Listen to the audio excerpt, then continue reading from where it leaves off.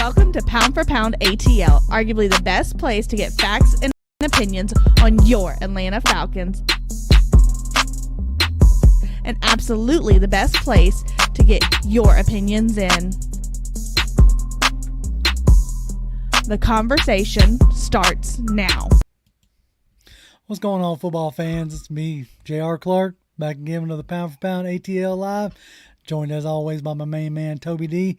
And today we got some special guests with us.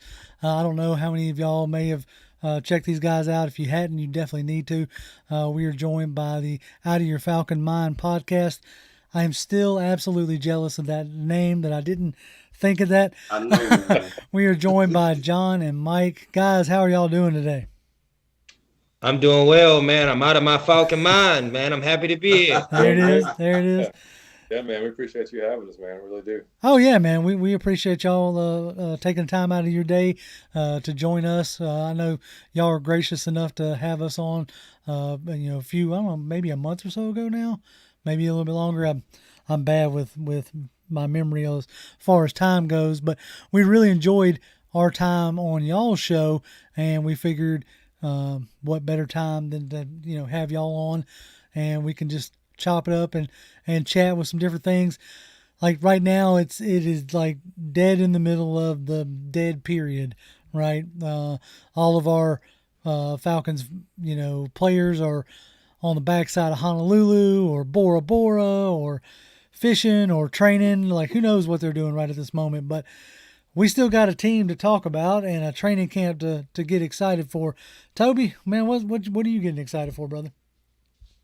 Man, I'm ready to go, man. I mean, July 30th, me and you be out there, Lord willing, and August 6th and August 15th, we'll be at the stadium. So I'm excited, man. I'm definitely ready to get out. I'm hoping y'all will be out there, man. Michael, John, y'all gonna be able to join us? Oh, man, I'm going to be the crazed, stalker in the stands with, like, the binoculars, man. I'll be there. I don't have access to the field or nothing. I'll be the crazed stalker in the stands. No, that's right. John, what about you? You attending any of the training camps or anything? Yeah, definitely. My son wants to get out there bad, so which is awesome. I want to take him out there and get a few autographs, and he'll get the bug. So yeah, we can't wait. Oh yeah, man! Like, training camp is a ton of fun for a bunch of different reasons. Mainly, getting to see the players up close and in a way that you don't normally get to see them. You get to see, like, for guys like ourselves, we get to try to figure out, okay, what's the team running? What kind of formations are they leaning towards, who's getting action here. We try to start pontificating on how the team is shaping up. So training camp is an absolute ton of fun. It's something I look forward to every year ourselves. Oh yeah, I got to backtrack real quick, man. JR, you said about when you were on our show. Mm-hmm. Yeah, we probably had, Mike, the most epic, underrated, overrated. It really was the best one we ever did. It is the best one we ever did. It's an awesome clip. It's on Instagram. Yes. It is the best one we ever did. I just had to bring that up because if y'all haven't seen it, y'all got to back and watch it. Because, we got JR overrating Chick-fil-A. Big time, dude. Overrating Beyonce. I'm surprised. Beyonce, yeah. We were that was a definite highlight of that show. I finally got to say what I've been wanting to say for years, and that in the aspect that the Chick-fil-A is just overrated. It's mediocre chicken at best. Man, cracked me up. That was fantastic. That was the best. And for anybody that's never listened to our show, at the very end of the show, we do underrated, overrated, and then if we have guests on, they do it with us. So yeah, that was just, we didn't know what they were going to say. it was classic. It couldn't have been. Hey man, sometimes you just got to let the hot takes fly, and yep. Like, you can't hold back. And I know that, like, in a lot of ways with a lot of things, like, we try to admit our bias, right? Me and Toby do, when it comes to either, like, especially when Matt Ryan was here, I'd fully tell anybody that I was, Matt Ryan supporter through and through. So I admit my bias when and wherever I can. And so I'd have to say with the Chick-fil-A thing, man, the company that I work with, we have vendors show up and bring us breakfast, which is really nice. You know, you don't have to pay for breakfast 2 days out of the week, which is great. But they always, and I do mean always, bring Chick-fil-A. Now, I've been working this job for 20 years. So 2 times a week for 20 years, I've gotten free Chick-fil-A, which I'm very grateful for. But at the end of 20 years, you just don't really want Chick-fil-A much anymore. Yeah, yeah. So I can see that. And it is a plain chicken it is sandwich. like there's really not much there. It's bread and chicken and 2 pickles. I mean, they don't throw no sauce on there. They don't throw no bacon. No, I mean, there's so many things you can do. I mean, look at Popeyes. Yeah. Well, I got to say, wife, I love you. I have nothing bad to say about Chick-fil-A. Oh, yes. The chicken is great. You know what I'm saying? Look, I ain't talking about the You when company. you close on Sunday, I love it. You know, I ain't so talking about the company itself. I think the company is a great company. I'm just The hurt he just had when he just said, like, it's so much you can do. Like, he was envisioning so much you can do with a chicken sandwich. like, look, they've been It was painful. they done had this chicken sandwich for 20 years now or longer. Yes, the same chicken Same sandwich. one. Like, it ain't no, like, so yeah, there's definitely a lot of things that can be done outside of just a piece of chicken on some bread. I mean, I get it. Yeah. You know, When they come out the barbecue one though, and it's just the sandwich with barbecue sauce. yeah, like, look, I got barbecue sauce in the house. I got Sweet Baby Ray's. Right, I got that at home. Right, I can do that. It's the brand, man. They can do that now. The brand is out there good, so they can. That's they can right. do that. That's right. That's right. That's right. That's right. I got that. Yeah, I tell you what though. Now, I mean, like I said, I keep up with y'all now. And Mike, I heard about your adventure Valentine's Day. Oh man, the Airbnb. I was trying to be romantic, man. I was trying my first thing. I tried to be romantic, and I damn near burnt the house down. Well, see, you gotta be careful. Y'all, we might need to stay away from the Airbnb. Right, yeah. Man, I ain't been back since. I ain't been. I'm We pretty might sure I'm get back. accused of something when we ain't even been there. I can't even go because it's because I know them. I can't even go. Yeah, see what I'm saying? Trying to be romantic, but it did work. It had the desired effect, but I did almost burn down the house. Well, we're glad that you made it out safe and that you didn't. Exactly. Now, speaking of doing it safely and not burning anything down, anybody have any fun or interesting 4th of July type stories? We all got all of our digits, right? We good? Hey. I don't. Okay, I'm just making sure ain't nobody JPP in it over here. And No. We were lucky, man. Like our neighbors, about 5 houses down the cul-de-sac, they're retired, and I guess they just go out and just like show off for the neighborhood. They go out every year and just buy thousands of dollars worth of fireworks. And they put a little thing in our mailbox every year saying, "Hey, we're going, this is the time. Put your chairs out. Come on down. Grab a beverage, whatever you want to do." So we were ready for that, and so we don't have to go anywhere to see fireworks. There you go. And then we went up. I went out and bought a fire pit, which is what one does when it's 110 degrees outside. Yeah, fire pits are definitely handy at this time of year. As you do. Yeah, as you do. And but I got it built. We got it built. It's going to be back there. It's actually we just because we had to like actually use it like the first night, Right. So it was in the shade. It was like 78, I think 80. So it wasn't terrible. So yeah, but that was about all we did. Mike, what'd you do, buddy? Man, I was at Gwinnett Stadium. I stay at the Striper Stadium, right. and they did it was ridiculous last night because the Stripers played and they won and they did a whole thing. It was magical, man. Dude, it was awesome. Insane storms last night. What about you, JR? Dude, yeah, like it was pretty rough here. Like I know the power went off 3 times. Damn. Overnight. So. Yeah, we got hammered in. I didn't even know it was storming. Well, we got. When you sleep heavy like you do, Mike, it's. Yeah, I was under the influence of some good stuff, huh?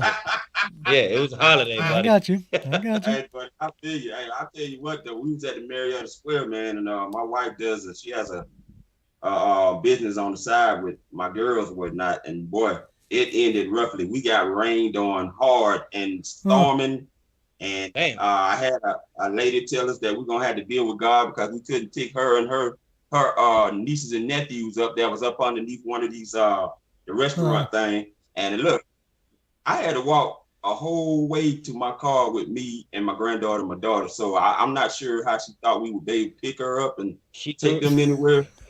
But you know, hey, it is what it is. Doc got rained on hard, but hey, I tell you what, that rain helped me sleep real good when I got home. She tried to throw the guilt of Christ on you. Jesus. Look, man, Christ ain't got no guilt. All right, ain't got nothing to do with this. Christ got love. That's it, bro. That's the. So let's get into like some semblance of Falcons talk, as this is the sham of a Falcons. No, I'm just kidding. We're not a sham. All right, it's been floating around like it's not an actual rumor, but it was like betting odds that Julio Jones ends up back in Atlanta, and this is some stuff that the folks are bringing up in chat. How would y'all feel about that? Would y'all be interested in having Julio Jones back here in Atlanta? I would, just because of I would. But I'd say, man, hold on, man, not for like a big contract or some money, no. But I would love to have him back because he's a Falcon, and I see him helping us. Mm-hmm. But it's just Julio Jones. I would love to have Julio Jones back because he's probably like the third greatest of all time as far as you talking about the Falcon wise. He could be in that conversation. I would love to have him back but not for a lot of money. He's not reliable. Like you called him Hamstring Jones. Yeah, I mean, perfect nickname. He should have that on the back, like hamstring. He's man, ice your hamstrings, like John say, icy hot. But I don't. He's just not reliable. Right. But I would love to have him back, but not for a lot of money. John? JR, did you hear like have they said anything about money? Like from any team? I haven't heard any kind of money. Like what that got surfaced on was one of those betting sites was just putting out odds of what team Julio Jones would end up on for this season. The highest odds was the Cowboys, but the Falcons was on that list. And so, of course, that gets the Falcon Twitter space up in arms about, whether he should come back or not. And so that's why I figured I'd pose it to y'all and see what y'all thought. Yeah, I mean, the sentimental part of me would like him back because he was like, I mean, dude, I love that dude from Alabama on into what he did for us. But like Mike said, and like you said, man, I mean, if he can stay on the field, we've already got how many receivers we got now? Right. I know the line. Right. There's a handful that we somewhat got excited for in the early part of the offseason that may not even make it. Well, we'll get into that here in just a minute. Toby, what you think about it? If Julio Jones, let's just say money wise, let's just say he takes vet minimum, right? So we'll just take that part off the table. Would you want Julio Jones back in the red and black? I mean, before I get started, because I've got to do this, shout out to the gentleman that recognized me at the Marriott station. I'm still trying to get used to that stuff, but man, shout out to him. Great Falcons fan. So now back to the Julio Jones thing. Like what John said, I agree with that sentimental part. I would love to have Julio Jones back on this team. I mean, he's right back here behind me with Roddy White on the other side. But I don't know how much good he would do. He don't practice a lot. And that was one of the rules that came out, that the reason why they were not really interested in keeping Julio Jones, not just because of injuries, but his practice history. They watching the film and he's hardly showing up on any of the practice sessions. So I don't see how that would work unless Arthur Smith is going to bend his rules and give Julio Jones the treatment that all the other coaches had given him. Without him having to practice it. And he might be, on that aspect, he might be willing. You see what he's doing for Cordell Patterson, which is, his guy, so to speak. You see him that he was, let him pretty much hold out all the OTAs, talking about wanting him to be ready for training camp. Now we'll see how it goes when training camp rolls around, whether Cordell Patterson is a full go and full participant on a week in, week out. And, but I mean, I would like him back simply for what I think he could do for Drake London. And, that's a great point. And yeah, right. And what I think he could do for Brian Edwards, showing those guys like how to practice, how to be a pro, and just instilling that kind of, knowledge, the nuances of route running and stuff like that. And also, I mean, you'd like for him, just like a Atlanta Falcon fan just said in the chat, I would love for him to retire as a Falcon. Like, you know, for that sentimental value, that ring of honor type stuff, it would be, you know, good to have a Julio Jones back, but not for any kind of real money and not for any kind of real dependency. Like, if I'm bringing Jones back, I'm still trying to make Kyle Pitts and Drake London the focal of my offense. Yeah, you're about like having a wide receiver coach on the field type of thing. Yeah. Yeah. Mm-hmm. So, Now, J.R. Toby, I have a question for y'all. Would you like him on the Colts? You know what? I don't root for the Colts, so I mean, he can. You could care less. I mean, I know, like, this is one of the times where I've had to actually, like, I've said it for years. You know, I root for who's on this team, and this offseason, I really had to see if that was true or not. You see, I mean, dead up, right? Yeah. You know, it was a test. Right. And so, and yeah, you know, when Matt Ryan's come across my timeline via some other Falcons fan posting it, I just scroll right on by. I mean, I appreciate everything he did for the Falcons, and like, he will definitely be, you know, number retired, ring honor, all that kind of stuff. But as long as he's playing in white and blue, he's on another team, not my concern. You, Toby? I would love for Julio Jones and Matt Ryan to get together again. The only thing is, because of the rumor that came out about Julio Jones not feeling Matt Ryan's arm anymore. So that might be something that may not work if those rumors are true. If Julio Jones felt like Matt Ryan is kind of, you know, washed up in a sense, I don't see how that would, you know, work again with a reunion between those two. But if it weren't for that, I would love it. Now, I do have a confession to make about Matt Ryan. Okay. Watch it, Toby. Watch it, Toby. I'm a little nervous about Matt Ryan being gone. You look at the weapons that we've added now, and I don't know about Mariota. I told the fan this yesterday when I was talking to him. I'm not going on record saying this. I don't know what Marcus is going to bring. I mean, because it keeps hitting me in my head that he got benched by the very coach that is now coaching over here. And so I'm trying to see what new they're going to be able to do to help this man become a CP84 where they can help him revive his career. Part of me was like, for a little second, like, man, they might should have kept Matt Ryan for one more year to see what he can do with the weapons that they've now added. But, I mean, I'm going to support. They got Mariota over here, so now let's see what he does, if he's able to get us on track, or will we be seeing Desmond Ridder midway through the season? I got you. Yeah, I mean, I think the only thing with Mariota is, well, I think the upside might possibly to it is the fact that, you know, he hadn't been really, like, until he got benched in Tennessee, like, that was his first, like, oh my, like, crap moment. Right, you know, in your face. Right. So, and so then he goes to Las Vegas, you know, and he backs up and he, you know, does there. And he probably learned a little about himself, you know, while out in Las Vegas. So, I mean, now he's coming back to, like you said, I mean, an offense that he's familiar with, possibly more weapons than he had when he was at Tennessee. If you look at, I mean, depending on how this, you know, offensive shapes out. Now, the offensive line, we can get into that. But, I mean, clearly he's going to be, you know, moving around a little bit in the pocket. So, John is so positive on this dude. It's like mind blowing. Like, John will not badmouth this dude, and I view him like baloney. It's like I eat it, but like, yeah, if I'm in jail, I eat it. Like, if it's the only option, I'll eat bologna. But I don't want a bologna sandwich ever. But John is always so. But it's like John inspires me because John does have a point saying it truly is his last go. So he's gonna give it everything he got. Like, okay, the one thing I've taken notice, you know, in my time of studying the NFL, very rarely does somebody, especially a quarterback, make good on a second chance.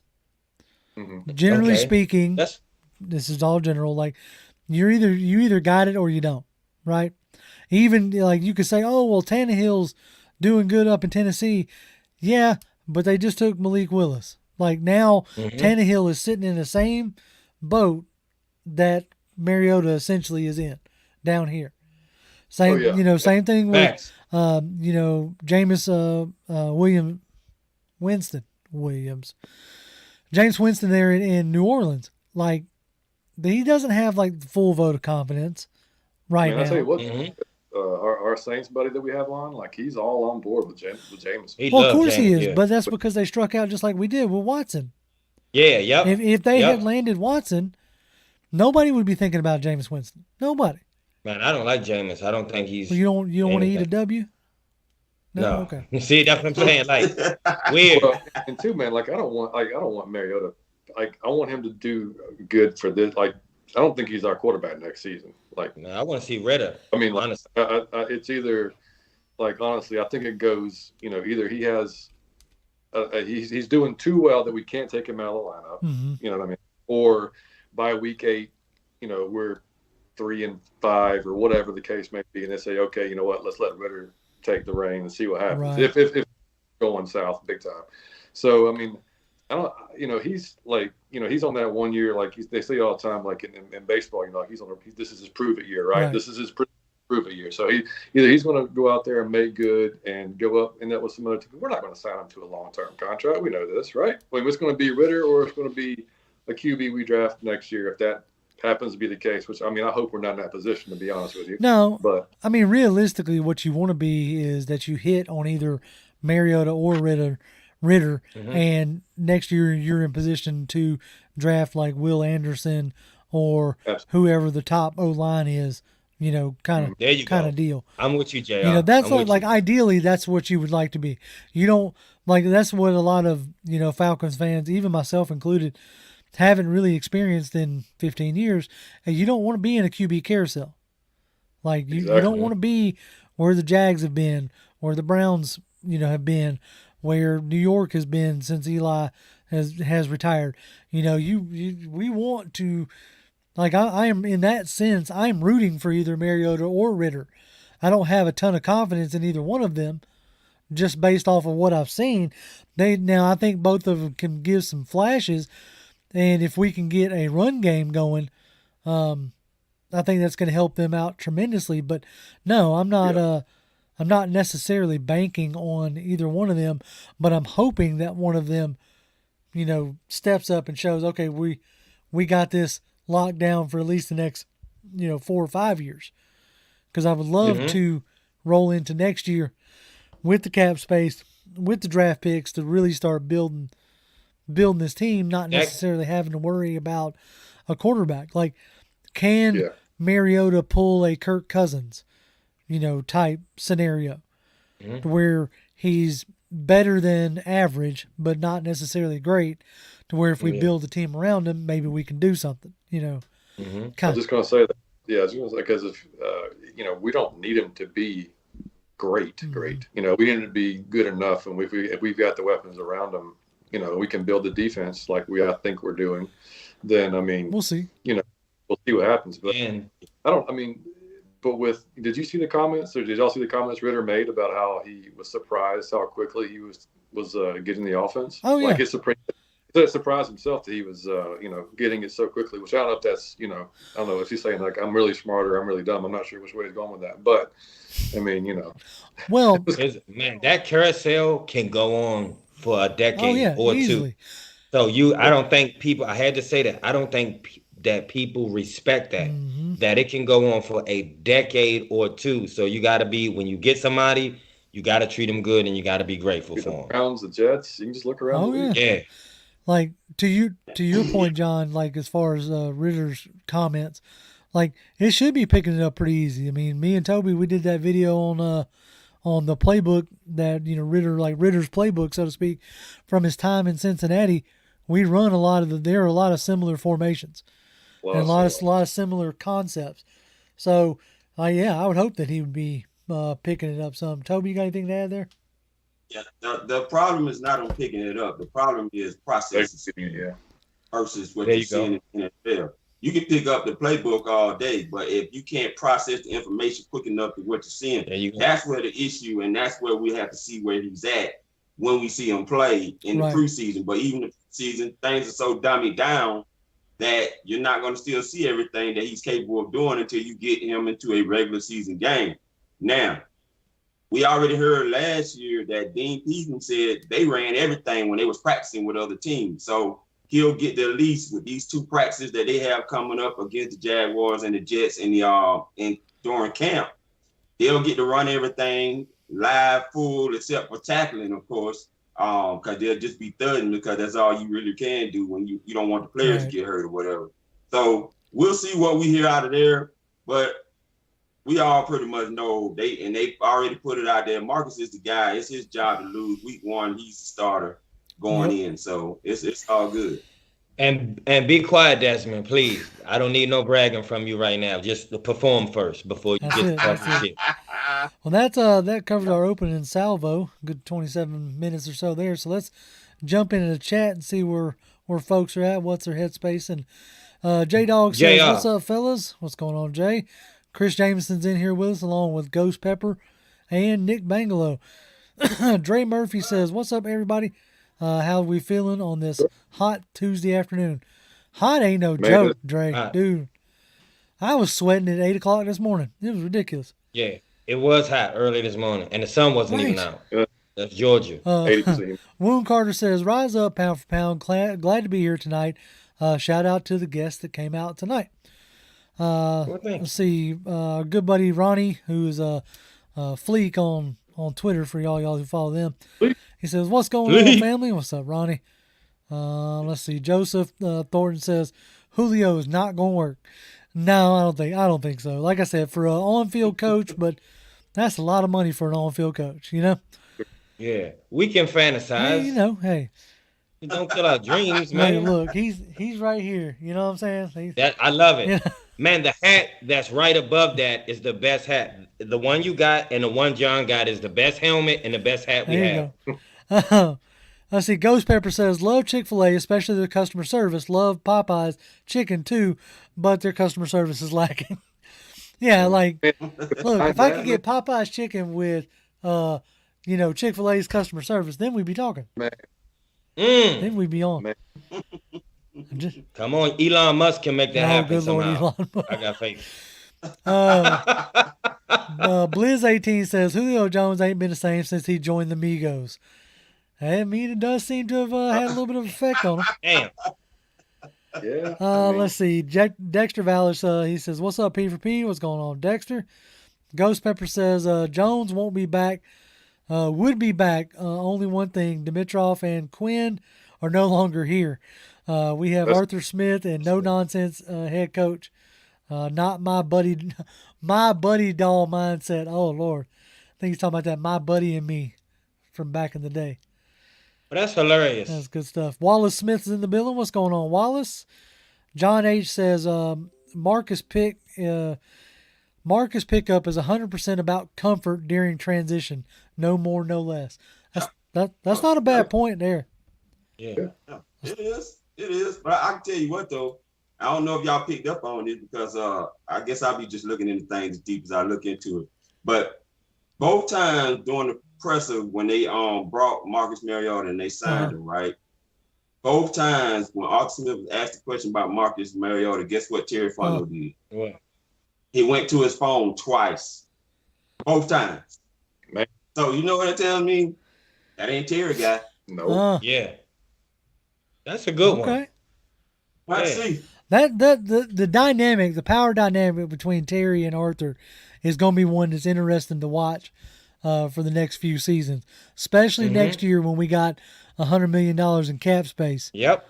That's going to be real interesting to see what big name players get brought in, what caliber of players, what connection do they have to who.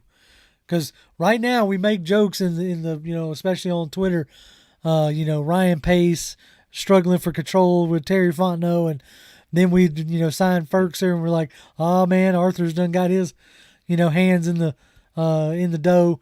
So it's gonna be interesting next year to see who ends up signing who, so to speak.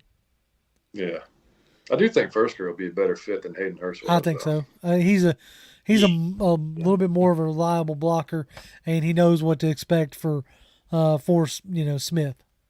Mm-hmm. Let's see. Tony Wright says, "Yeah, look at the Jets, Lions, Jaguars, Browns until recently, Dolphins, Washington, Bears, etc. All losing franchises for long periods of time." Now, for the other flip side of that is, for the past 4 years, we've been a losing franchise with Ryan here. That hurt my heart to hear you say that, Look, JR. I don't like to point it out, but I got to. If I don't Yeah. point it out, then I get accused of being, a Ryan homer or whatever. Mm-hmm. But I do have to point out that, change was upon us regardless, if we wanted it or not. Because, like I said, you had to do something. You couldn't just constantly keep running it back with the same players and, expecting something completely different to transpire. Yeah, and you couldn't keep missing or not investing on the offensive line with a quarterback who can't move. Right. Yeah. Right. That's where they go. Perfect. And John. that is a good point to make, is that, with the offensive line that you have, general thinking is that it better suits a guy who can move. Now, what I worry about there is Mariota, to my knowledge, has never finished a season, like a full 16-game season. So, yes, he can move, but do you still have to, protect him? And right now, the offensive line, they haven't done much. What's y'all's opinions on guys like Jermaine Ifedi and Eric Wilkerson? I think if both of those guys perform, I think they're going to win the jobs, because I don't think they're here to back up anybody. I think they're here to win the jobs. I mean, and that's going to put the pressure on, our boy there at left guard. But he needs the pressure. He needs that. He needs somebody there pushing him. He needs to have that real thought that, this is not, me being thrown into it this year. Like, and there's nobody else to do it better. Like, there might be somebody that can do it better this year, man. So you're going to have to step it up, And I mean, our only two guarantees, right, are Matthews and Lindstrom. That's the only two guarantees. I mean, See, that's why I'm saying I don't even give them credit for that, or say like young winning the job, because it's like boxing a dude who don't have arms. Like, you should win the job. This person is so easy to beat. Like, our offensive line is garbage. So if you can't win the job, you can't be better than they were, then it's really a sad instance. I don't have no faith in our offensive line. Like, that is the only part of our team I have absolutely no faith in. You guys None. feel on y'all, Toby or Zara, y'all have any feel on center? Because it looked like Dahlman and Hennessy were just going back and forth like during OTA. There was like just it was definitely like, I think Smith's already even said that the battle has already started, at center, between Dahlman and Hennessy. Myself, I hope Hennessy, I hope Dahlman wins out. Because I think he at least has a little bit more of that nasty, at least from what I've seen in college. But they don't seem to be dramatically different from each other. So I would love to see J.C. Tretter get signed, like maybe closer to camp or something, or maybe a week or two into camp. Toby, what do you think about that? I was Dahlman last year, and I'm Dahlman again because I've seen Matt Hennessy play, and I don't think he fits what we do here. I like Dahlman because he's come from a similar system that over there in Stanford that they play that we play here. Just calling different terminology on the plays, and that's why I like Dahlman to be the starter. I actually think he has a strong chance to win the starting spot from Matt Hennessy. I think he does. Having that full year. Now, I will say this about this whole offensive line. The Falcons have gone out and got defensive pieces that will test everybody's weaknesses on this offensive line for the first time. They actually have that. You're going to find out very quickly how good McGarrett has gotten versus speed rushers, because that's normally what kills him. He can't handle speed rushers off the edge. So now he's going to have to deal with guys like Ebiketie. He's going to have to deal with guys like Lorenzo Carter and D'Angelo Malone. All these guys have speed rushing abilities, so they're going to test them very quickly. And that is going to determine if it's going to be him or Jermaine Ifedi being the starters week one at that right tackle position. So I will say that. And I think, let's see, I want to make sure I credit it right. Atlanta Falcons fan says he thinks Justin Schaefer will outstart Mayfield at left guard. And that's something that we're not necessarily talking about right now, and that's because he was a 6th-round pick. You tend not to pay much mind to 6th-round picks, but this is a guard who has gotten better every year in college. He's played on, in the vaunted SEC, where he has to go up against, all the other, stalwart talent that they have. And so it is a possibility that he could come in and,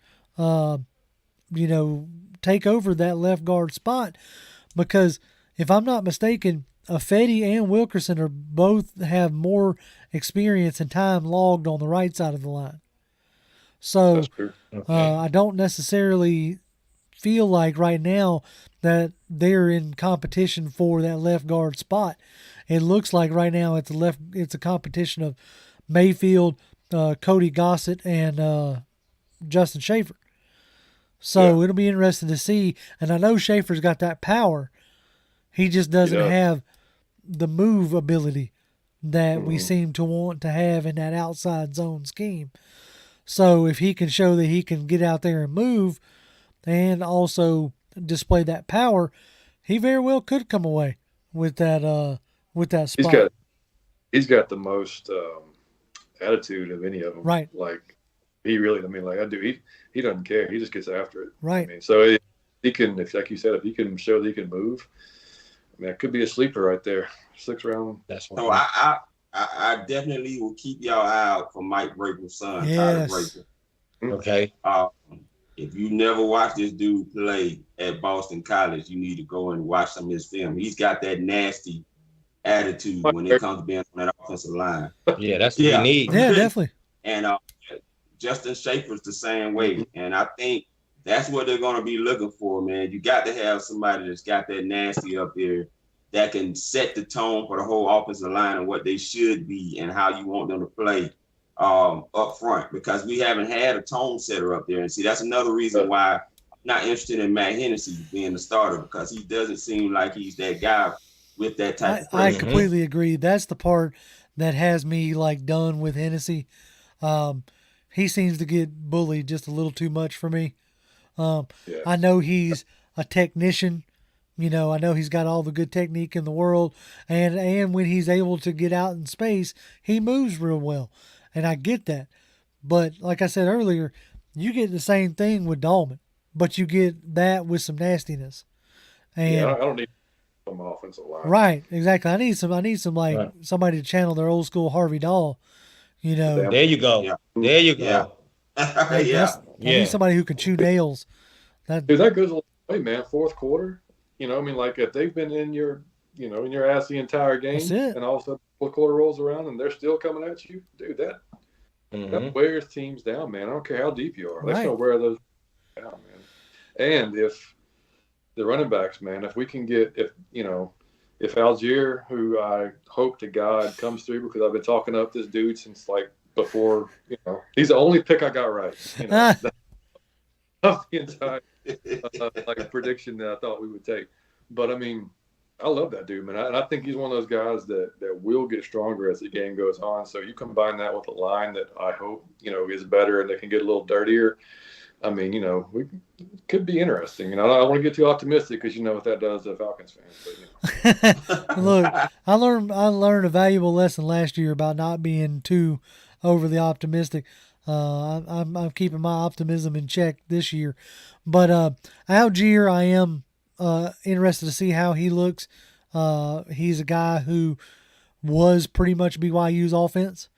And, he's very much a grinder.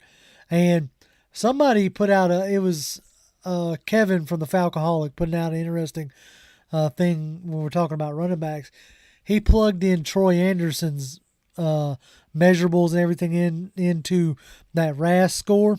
I don't know if y'all know if y'all have seen those charts at all. And as a running back, because he played 2 years at running back for Montana State, or a year running back, year quarterback. So he did a lot of running for them. And he had a perfect 10 RAS score as a running back. And that's crazy. His measurables are better, and all that stuff is better than Derrick Henry's. And I was like, well, maybe if Deion Jones does come back, maybe they make another position flip. So, man, we talked, extensively about Troy Anderson. He was my favorite pick that we had in the whole draft. I cannot wait to see Troy Anderson play. He can do so much that I think no matter where you put Troy Anderson, he going to perform. They said he played running back, quarterback and linebacker, and he could really throw. He was really accurate. He could really run, and a linebacker. Like, I just need Deion Jones to just show up. So we have two of those. I just need Deion to be half of what he used to be. But Troy Anderson is the most exciting person we drafted. I cannot wait to see what he's capable of. He's already half of what he used to be last season. We need like 3 quarters. No, we need 3 quarters. Yeah, we need Deion Jones to give back the money and go find somewhere else to play. That's what we need, really. But I'm hoping he was hurt or something, and he can come back. His shoulder was an issue. And look, if your shoulder's an issue, then you're not wanting the tackle. I get it, but I'll try to keep my snide comments to a minimum. But I think your starting linebackers are going to be Rashad Evans and Michael Walker. I'm calling that before we ever even get to camp. But I don't think even if Jones comes back, I think he's traded before the deadline myself. But that's just, you heard it here first. JR just called it. If that really happened, I'm just saying, JR knows something we don't know behind the scenes. Well, I mean, no, line them up, man. Who you? If you've got like the two he just said, Michael Walker, who's shown a lot of promise last year when he was given the opportunity, and then Rashad Evans, Anderson, who you just drafted. You're not moving him, right? You know, I mean, like, yeah, odd man out. Yeah. And look, the early part of it, and Toby can attest to this, and y'all remember this as well. The early part of the offseason, until it was announced that Jones had that shoulder surgery, when they had a chance to mention Deion's name, they didn't. Yeah. Yeah. That says a lot to me. When, like I said, when you had a chance to talk about Deion Jones in that linebacker group, you didn't talk about him. Yeah. And Dean Pease already said he don't care why Tennessee let Rashawn walk. He was just glad that they were able to sign him. Mm-hmm. So that's his guy. You know what I'm saying? Yeah. So, yeah. Let's see. Let's jump back into the comments here. Tony Wright says, he goes, I disagree. If any of you think that the veteran Wilkerson and Jermaine Ifedi, who can play both guard and tackle, are not coming to Atlanta to win starting jobs, you got another thing coming. Yes, look, everybody's trying to win a starting job. I get that. Both of those guys are mainly right side guys. So I know Ifedi has played left guard, but his better play is on the right side. I don't know. Scary though. Go ahead. It's like he went out and got ripped in the offseason. Who was that? McGarry. You seen some of the photos? He got ripped. Oh well, look. Oh yeah, we are definitely in the ripped picture zone.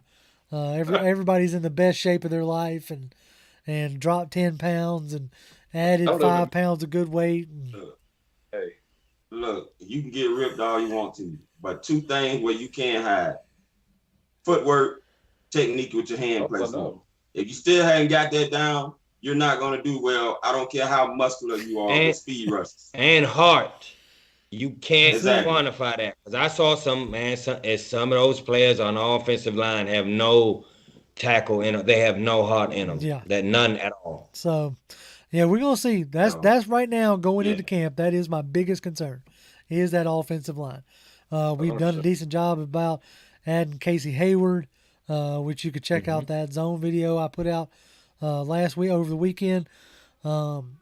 Him and A.J. Terrell are going to be a real nice pairing back there. You added Lorenzo Carter, and then the guys that we added through the draft, Ebiketie and Malone. Like, the only place that we didn't really, do much to beefing up or stiffen up is the offensive line. So that's the part that's concerning me right at this moment. Real Ball says Mariota has Drake, Edwards, Pitts, and you bring in Julio Jones, we'd have super open targets. Yeah, Alex said, I don't know.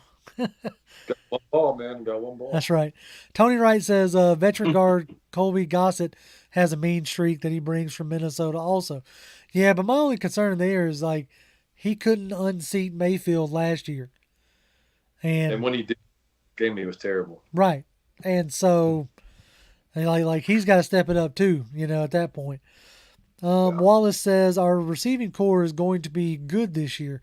It's going to be a lot better than last year, but then again, last year we had a bunch of number 3s posing as number 1s and number 2s. Only place to go is up, man. Right, exactly. Yeah, Like when it. your number one Let's go. was Russell Gage, who we all like, Russell Gage. yeah, But when he was your number one, you got issues. Oh yeah. So yeah. yeah, we only had to go No, anywhere but up. He that yeah. would have secured a $30 million contract in his career before last season. I'd have took that bet. Oh yeah, dude, right? Yeah. I mean, my God. Yeah, he got paid big time. Let's see. Tony also follows it up with hold on, let's see. Okay, they're talking to each other. So sometimes I start reading comments where one comment's talking to another comment, and then I'm over here reading their conversation going, do we need to? No, we don't need to comment on that. Okay, we're just going to keep moving. So anyway, Tony says, we are really, really deep at inside linebacker with Dorian Etheridge, Deion Jones, Sean Evans, Walker, Troy Anderson, and remember we signed Nick Kawasaki. Which tells me that Deion Jones will be traded. I mean, it's almost. That's two people. I ain't saying it's a guarantee, but the writing sure is about as big a neon as the sign behind John, as far in my opinion. So if he's not traded, I don't think he's back next year. I think they cut him and move on myself. I don't know he was so good. He was so good initially. But you got to think about it. You got to think about this, Mike. He was good when he was able to roam sideline to sideline. Facts. Okay. Yes. Dean Pease, he wants his linebackers because he mainly plays that 4-2-5. He needs and wants them linebackers filling them gaps. Yep. Deion Jones ain't trying to fill nobody. Ain't trying to fill no gap. He ain't trying to meet a running back in the hole. No, he's trying to chase you down behind the line. Exactly. He wants to get you from behind the line. He wants to, get that pick six, which is great. Those are all great things. Mm-hmm. But when you're asked to mainly come downhill and fill a hole because I got five guys behind you that is going to be getting interceptions and all that jazz, then that's just not his game. Maybe they get Dan Quinn a call, see if they can use him down there. Exactly. I'm sure you. Yeah. So let me share you with y'all a little something statistically why Deion Jones is probably not going to be a fit for the Falcons. One big area we were not good at last year was red zone defense. This is one of the areas where Dean Pease was supposed to bring over because he's good at calling red zone defense. But you need personnel that can be able to do that. So if you look at Deion Jones' amount of touchdowns he gave up last year, 1, 2, 3, 4, 5. You go back and you look at the amount of touchdowns Rashaan Evans gave up when he was on the field, if I'm not mistaken, 1. So that's a huge difference with a guy that you bring in with a familiarity that don't give up a lot of touchdowns, especially in the red zone, versus a guy that does. And you're trying to get better in that area and improve there. If you go back and you look at the guys that they have brought in to go with the guys they already have, those guys don't give up a lot of touchdowns in the red zone. I think Casey Hayward was tied with A.J. Terrell with giving up 3 apiece. Okay. Well, that's saying something. Exactly. And like you can see, like the picture is truly starting to come together as far as what they're attempting to do with, on offense. You're starting to see that Arthur Smith influence coming in with the bigger body wide receivers, with Brian Edwards and Drake London being your presumed 1 and 2. And even if, Auden Tate makes it, we ain't even talked about Auden Tate because there's a real good chance that Auden Tate is looking for work by the time, cut downs come. Because when you went out and traded for Brian Edwards, he's a younger, basically better version of Auden Tate. And so there's some redundancy there. Mm-hmm. And we pretty know that London, Zacchaeus, and Edwards are pretty much locks. Pretty much. Yeah, I mean, like we've been told that by Torrey McElhaney, on a handful of different occasions, has pretty much said that those 3 guys are locks. So now you're looking at Damiere Byrd, Auden Tate, Cordero Hodge, and Frank Darby. Geronimo Allison. Yep, and Geronimo. And so, a lot of those guys are some redundancies and some repeats. Yeah. Auden Tate has a tough time staying healthy. You also then got to factor in who gives you what on special teams at that point. Because the one aspect we hadn't really necessarily talked about, and I don't know if we're really going to get to it though, is that this year, as much as last year, if not more, the offense is going to run through Kyle Pitts.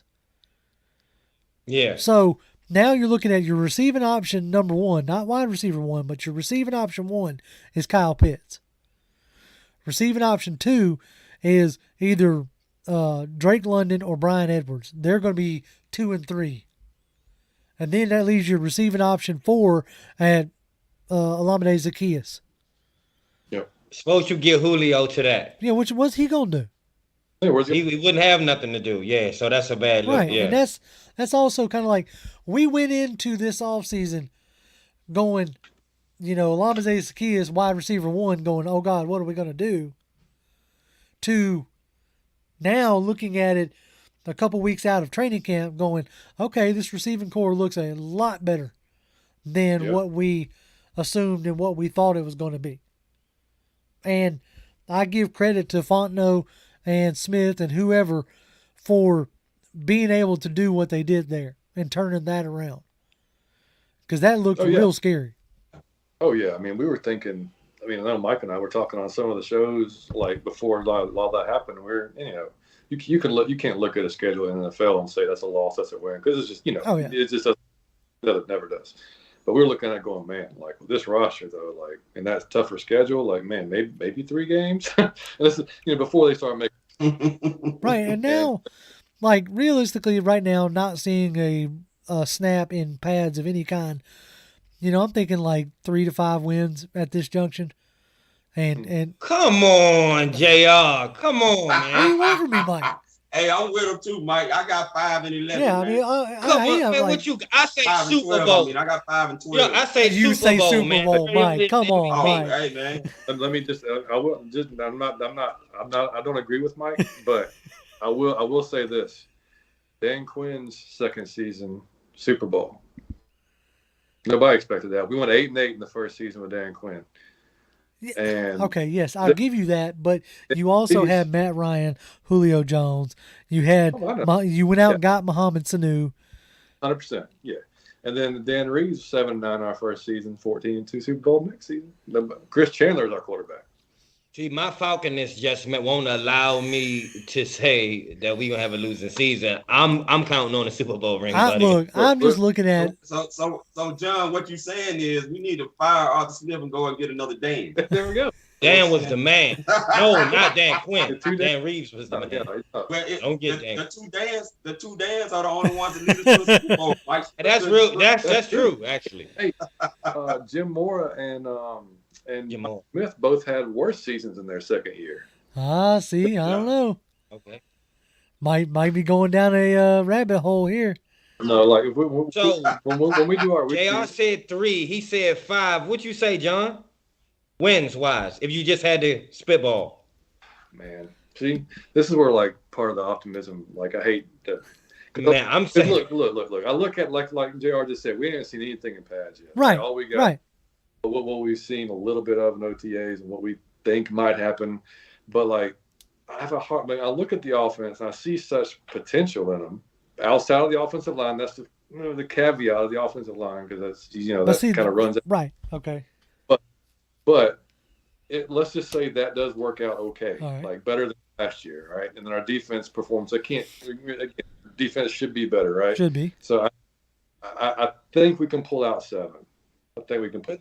I'm thinking, look, he did that whole speech. I'm thinking he was going to say 12. He did that whole speech and said, I think we can pull out 7. No, have you seen the schedule? No, I haven't. I'm saying undefeated. Oh, Lord, man, Mike. Playoffs, Mike. Super Bowl. Look, man. Look, it's all good. Hey, look, when we do the prediction, when we do our show during the week, so we do a show pregame or the week leading up to the game. Right. We do a analysis or whatever. So every time he predicts them to win. It doesn't matter who we're playing. It was every week. Every week. It's going to be some type of we played the Buccaneers last year. And at the end of the season, it was like he's going to predict them to win. So it don't matter. He's just, hey, look. I'm not going. Hey, against my boys. I say unbridled undefeated. optimism. There is that can be a great thing to have around. Yeah. I guess I not saying I've been doing this too long because most of y'all been Falcon fans longer than I have. To be real, but when you start really like dissecting it in the way that we do, it's hard to be anything but realistic. Yeah. JR and Toby though, hold on. I have a question. If what John says happens, if the line plays, I'm not gonna say A. Just say if they give a high B, like a B, like if they're like 85-ish or 82-ish, you still say 3 or like 4 or 5 games? You still don't say like you're 7, 8. You want to hit that up there first? Okay, look, okay, Mike. I'll give you the optimism, and I'm going to give you the caveats. Okay. All right. If you want a winning season, a potential, wild card sniffing season, okay, the offensive line is going to have to play head and shoulders what they did last year. Now, you can say that they might because now you have, guys who can, your quarterbacks can move and roll, and not as much of a statue. You're gonna have keepers and stuff like that. So they could be doing things that are going to make the O-line look better. Okay, but the O-line is going to have to play head and shoulders above what they did last year. And here's the biggest part: the quarterback play. Like, I can't sit here and lie to you and say that, 4 of our 7 wins last year on a very bad team came at the behest of a fourth quarter drive to win the game. Yeah. Okay. So that's quarterback play. We can say whatever we want to about Ryan, but he ain't here.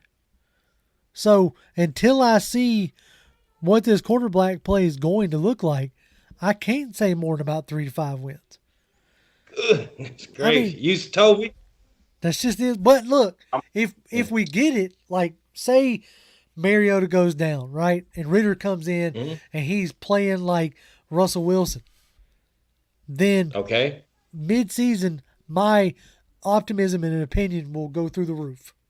Okay, you see what I'm saying? But right now, without... So it's subject to change. Exactly. All of it should be subject to change for everybody. But as it stands right now, I can't see more than about 3 to 5 wins. I don't know. Toby? Yeah, go ahead, Toby. Go ahead.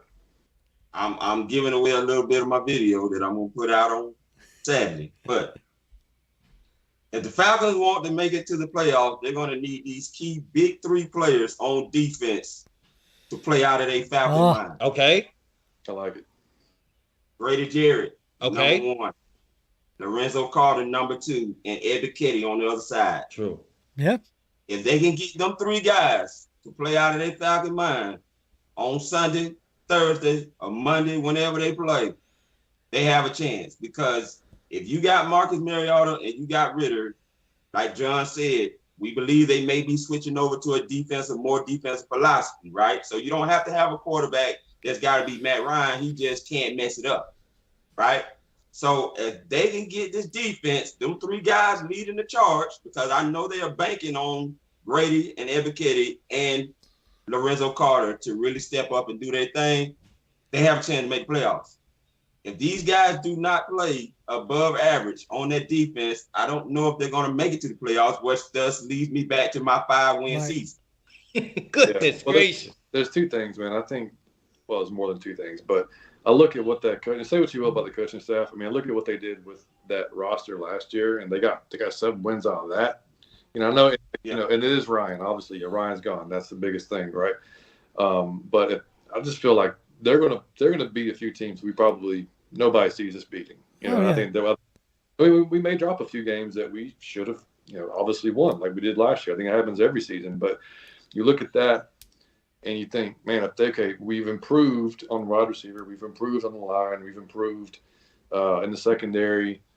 We've improved defensive line, offensive line again. We don't know. We think we've gotten better at the running back position. The quarterback still a huge question mark, depending on how that goes.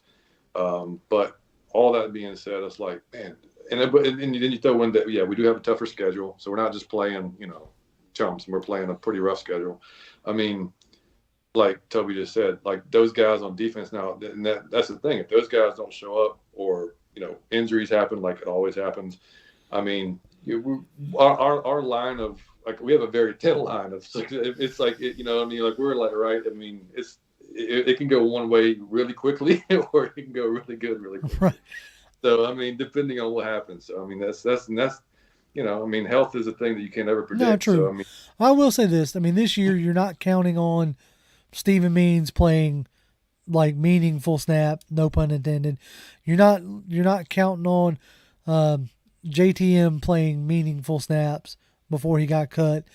There's like you should be counting on. You're not counting on Dante Fowler out there. Never. Just throwing his body around. Like you're counting on guys who have better upside. Vincent Taylor is a guy that we don't talk a lot about, but him paired with Anthony Rush, is a really good combination in the middle. So yeah, I mean, now we talking, Jay. I like it. So see, man, my thing is this: is two things. Number one, I believe the culture has changed. So I think that we will have tougher players who will play harder, which will result in more wins. Two, I think you cannot, man, overlook the fact that it's the second year in like the system. Right. Man, that is a help for students of the game when you studying, you practicing, and you able to do like a Steph Curry thing where it's just subconscious at a point where you could just go out and play. I believe those boys will play better. Mm-hmm. I'm counting on Super Bowl ring. So I'm gonna go, yeah. I'm counting on playoffs at least. I wouldn't say so. I really think those guys could do well and just blow our minds. But again, I'm even being honest. I don't think it's gonna happen with what's the name, Mariota. Yeah. I think it's be switched to Ritter. Desmond Ritter somehow. Big Low Country Sports, which we always appreciate when Big Low drops by, was nice enough to tip us $10, which we extremely appreciate, Big. You didn't have to do that. He says, much love to the P4P family. This is the best Atlanta Falcons content on YouTube. # no lies told. Now he's just being super nice. And he being nice. I appreciate that, Low. We thank you. Let's see. King 7, he says, dang, I'm late. Sorry, King. This is archived. You can go back and watch. We didn't get into too many controversial topics. So let's we've done bumped up over an hour, so let's wrap up some chat here, and then we will get on out of here and be on with our evening. So let's see. Okay, Joseph Thornton kind of like talked about what you were talking about, John. He says a lot of these teams aren't going to be the same this year. So yes, we look at it on paper as it being a tougher schedule, but we're basing it off of how these teams performed last year. Going into the season, nobody saw the Bengals making it to the Super Bowl. Mm-hmm. All those memes about taking Jamar Chase over Sewell, and it turned out that Jamar Chase wasn't a bad choice for him. So don't know exactly how these teams are really going to look. Nick talked about Terrell and Hayward being a lock. I'm really excited to see how that goes. Young up-and-coming corner with a stalwart corner on the other side. We're really going to see if if the safety play is up to snuff. We're really going to see if Terrell is as good as he is, because people are going to have to throw at him, Yeah. And so we're really going to get to see. All right, I'm going to burn through some more of these. Let's see. Everybody's talking to Low. See, when Low comes in, everybody starts talking to Low. Atlanta Falcons fans says one might be good for the first half of the season and the other might be good for the second half. Maybe talking about the QBs there. Okay. Mark says, bottom line, we don't have Matt Ryan in the red zone pump faking no more. That's at least 5 more wins right there. Oh. That hurt. Damn, that was savage. Damn. Okay, buddy. Look. Okay, look, Matt. He did used to pump fake in the red zone. Matt Ryan in the red zone did kind of make your head hurt, because sometimes you just want him just to grip it and rip it, and he just wouldn't do it. And throw it. Anyway, okay, sorry. He took that shot. We just had to let him take it. Wallace Smith says games are not won looking at what's on paper. You're not wrong, Wallace. You're not wrong. But y'all come and watch us because of what we look at on paper. So we got to continue looking at the paper. That's all I'm trying to say. GA Look on Text the Boy field. says, no more Stephen Means just running around. Thank you. I was so glad to see somebody else sign him so that we didn't have a chance to re-sign him. Man, Steven got a great workout every Sunday. Everyone. He had his cardio was going. It was his cardio. If he had that heart tracker thing going on, it was tracking good. Had to get some steps That's in. right. I mean, you went every time they fell down. Atlanta GA Faithful says, P for P, let's go. What's going on, GA? Let's see. Now we starting to get some regulars pop in here at the end. YMOF Jamal says, what's up, Pound for Pound family? What's going on, man? Evan Track says, Falcons really do need to step up.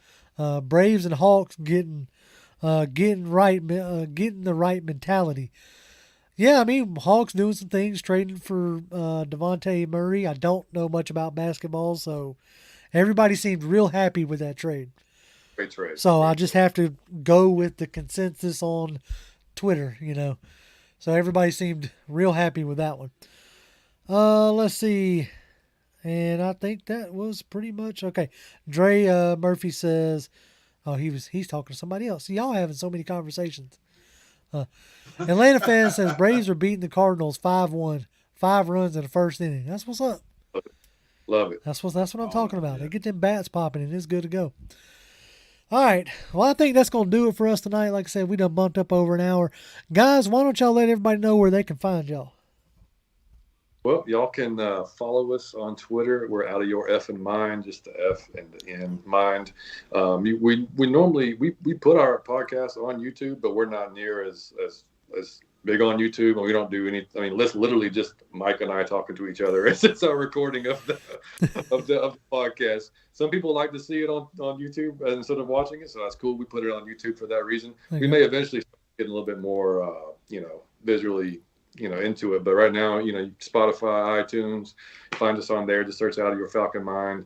And if you're on there, hey, leave us a 5-star review while you're on there. We'll keep moving up the charts. We started this back in October, man. It's been awesome. We got to meet you guys and met a lot of other people in the Falcons world. It's been great, man. We've had a blast doing it.